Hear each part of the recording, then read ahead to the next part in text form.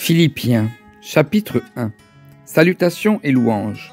De la part de Paul et Timothée, serviteurs de Jésus-Christ, à tous les saints en Jésus-Christ, qui sont à Philippe, aux responsables et aux diacres, que la grâce et la paix vous soient données de la part de Dieu notre Père et du Seigneur Jésus-Christ.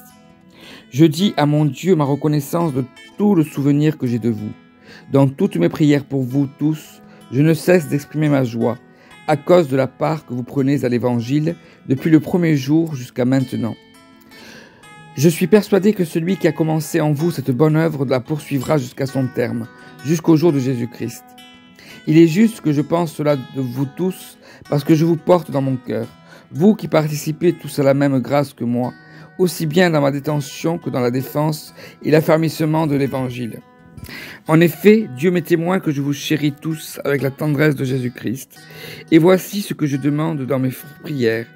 C'est que votre amour augmente de plus en plus en connaissance et en pleine intelligence, pour que vous puissiez discerner ce qui est essentiel. Ainsi, vous serez purs et irréprochables pour le jour de Christ, remplis du fruit de justice qui vient par Jésus-Christ à la gloire et à la louange de Dieu. Nouvelle de Paul. Je désire que vous le sachiez, frères et sœurs, ce qui m'est arrivé a plutôt contribué au progrès de l'Évangile. En effet, dans tout le prétoire et partout ailleurs, personne n'ignore que c'est pour Christ que je suis en prison. Et la plupart des frères et sœurs encouragés dans le Seigneur, par mes chaînes, ont plus d'assurance pour annoncer sans crainte la parole. Certains, il est vrai, proclament Christ par jalousie, avec un esprit de rivalité, mais d'autres le proclament de bonnes intentions. Les uns agissent par amour, sachant que je suis là pour la défense de l'Évangile, les autres animés d'un esprit de rivalité. Annoncent Christ avec des intentions qui ne sont pas pures, et avec la pensée d'augmenter les souffrances de ma détention. Qu'importe, de toute manière, que ce soit pour de mauvaises raisons, que ce soit sincèrement, Christ est annoncé. Je m'en réjouis, et je m'en réjouirai encore, car je sais que cela aboutira à mon salut, grâce à vos prières et à l'assistance de l'Esprit de Jésus-Christ. Conformément à ma ferme attente et à mon espérance, je n'aurai honte de rien.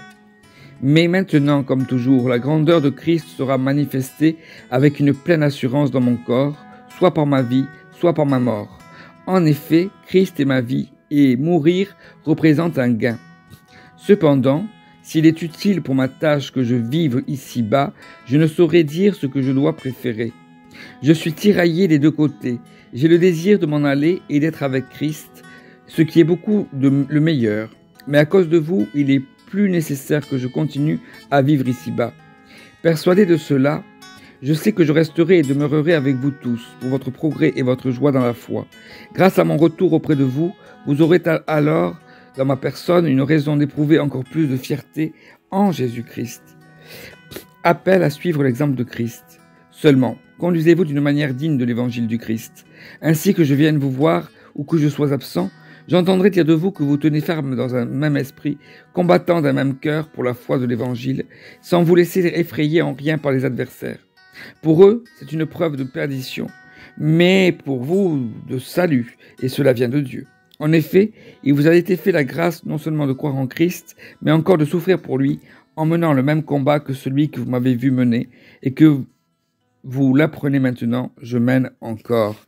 Amen.